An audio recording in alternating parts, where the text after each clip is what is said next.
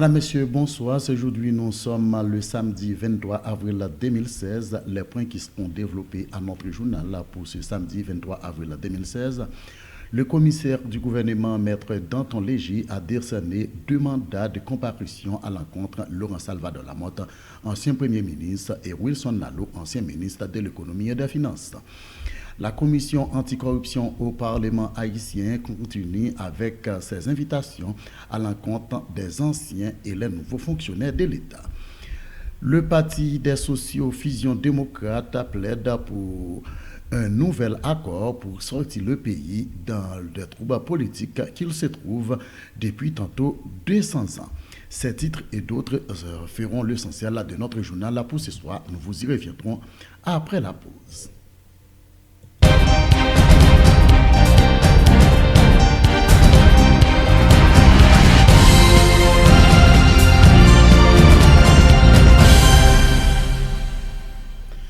Chef, bonsoir à vous tous. C'est votre serviteur Steven Linné à la présentation.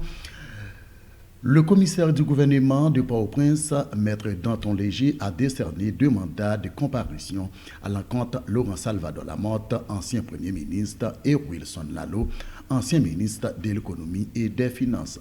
Selon la porte-parole du parquet de Port-au-Prince, ces 2 fonctionnaires se présenteront lundi et mardi prochain au parquet pour répondre à des questions louches concernant la gestion de Petro-Caribé. Écoutons la porte-parole du parquet de Port-au-Prince au micro de Radio Métropole. Le parquet a fait 2 lettres d'invitation. Invitation à Wilson Lalo et l'ex-premier ministre Laurent Salvador Lamotte. Mais l'invitation, ça c'est pour qui date? Pour Wilson Lalo, c'est lundi. Pour Laurent Salvador Lamotte, c'est mardi. Mais l'invitation, ça va aller à l'endroit de qui ça? De qui ça, le chef fait inviter? C'est sous gestion fonds Petro-Caribé.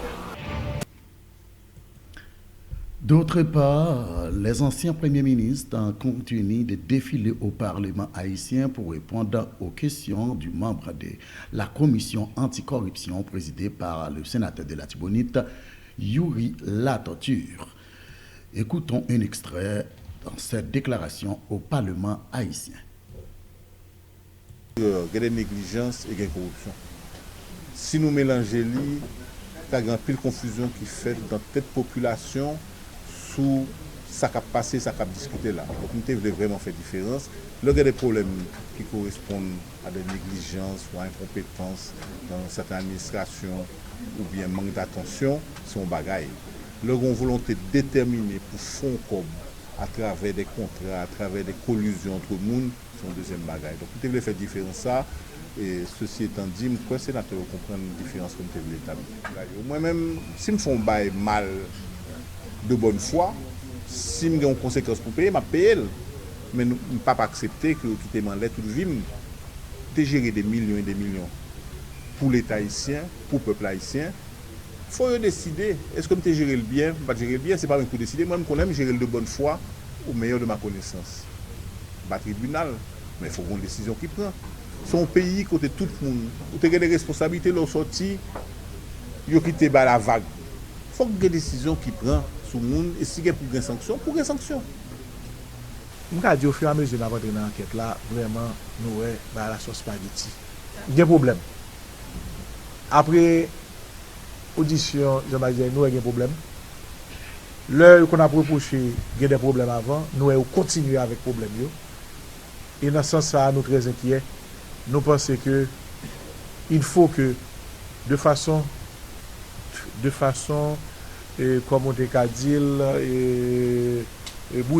que nous arrivions font en rupture avec le système, puisque son système qui, justement, toujours viole les procédures, a généré des contrats, des favoritismes qui sont pas bon pour le pays. Et je pense que c'est ça pour nous attaquer. Et je dis, enquête ça n'a fait, nous avons cherché preuve. Nous ne pas accuser personne. Maintenant, ça n'a pas attendu, nous avons plus de contradiction. et nous ouais jodi a gagné en pile déficit en matière de procédure administrative mais en pile monde tout qui profite de déficit ça yo pour continuer le dit corruption dans cet état. C'était les propos de ce sénateur Loury Latoiture, président de commission anticorruption au Sénat de la République. D'autres points de l'actualité, le parti politique Fusion des sociodémocrates haïtiens plaide pour la signature d'un nouvel accord devant déboucher sur un vrai gouvernement de transition capable de résoudre les problèmes de la nation. Selon Supplice Bozil, il n'y aura pas une solution à la crise haïtienne s'il n'y a pas un nouvel accord entre les protagonistes en Haïti. Écoutons les propos de Bozil au micro des journalistes.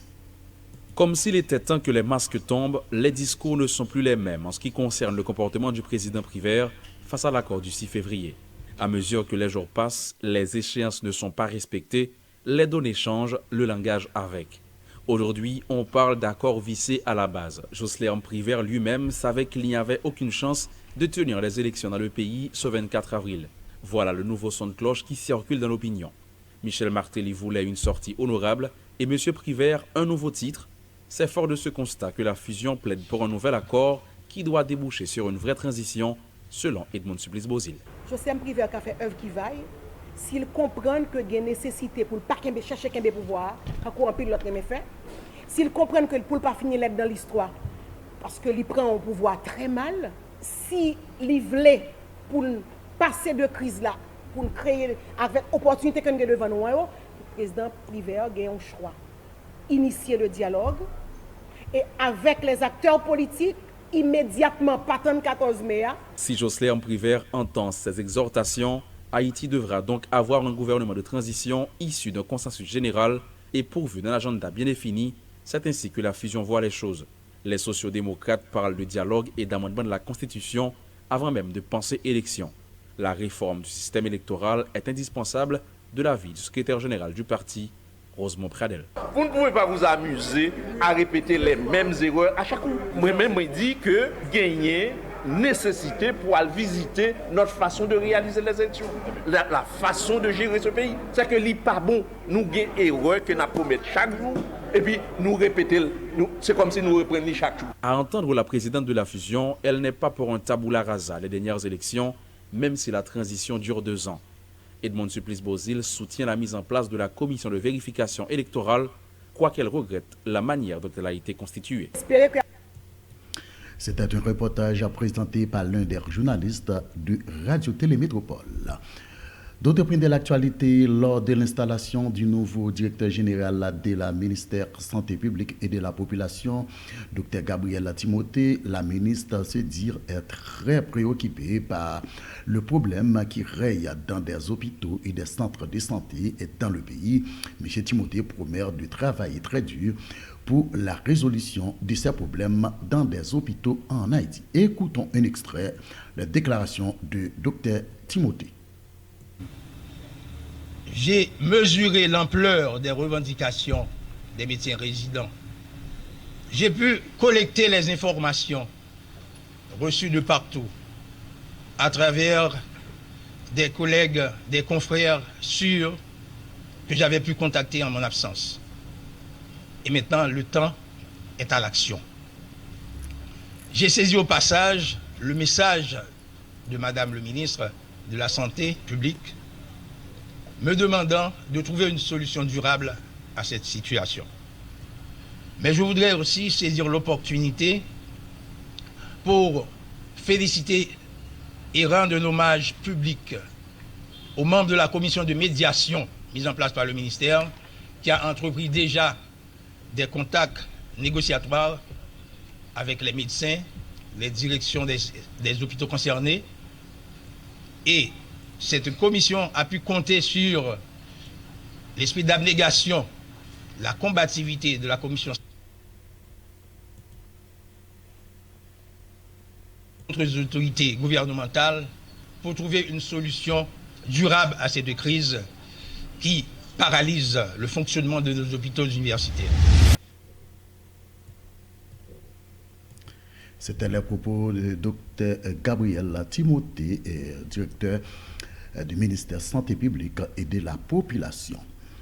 Entre-temps, les médecins des hôpitaux publics en grève depuis plusieurs jours ont démenti catégoriquement les informations qui font croire que les revendications sont satisfaites à 75%. Écoutons un reportage de Radio Télémétropole. Les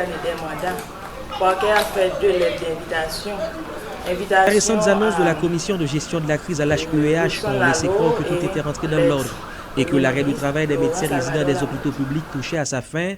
Les protestataires n'ont pas perdu de temps pour répliquer. La commission a déclaré que ils satisfait les revendications jusqu'à 95%. Actuellement, nous dans l'hôpital La Paix là, font constat pour nous est-ce qu'il y a rien qui gagne là disponible pour un résident travail. Même constat ça a fait La Paix, a fait l'hôpital général. Pour nous, est-ce qu'il n'y a aucune condition qui réunit pour les résidents reprendre le travail? Après 3 rencontres de négociation avec les autorités, rien de concret n'a été conclu jusque-là entre les protagonistes. Aucune revendication n'a été satisfaite. La grève est donc maintenue. Il faut que l'hôpital ait des gants, il faut que l'hôpital ait des médicaments essentiels, il faut que l'hôpital ait des conditions de sécurité, il faut que l'hôpital ait des conditions d'assainissement. C'est ensemble des conditions que nous demandons pour réunir, pour nous commencer à reprendre le travail. À ces revendications est ajoutée la question de salaire.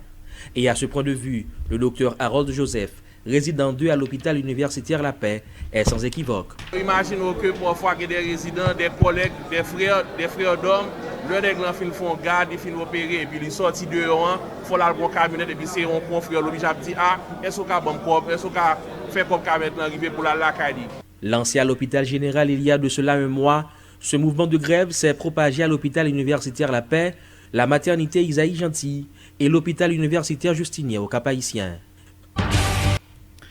C'était un reportage de Radio Télémétropole en Haïti. Madame, Messieurs, c'est ici s'achève notre journal là pour ce samedi 23 avril 2016. C'était votre serviteur Steven Liné et pour la présentation. Le rendez-vous est classé pour lundi. Allez, bon week-end à vous tous et bonsoir et bonne nuit.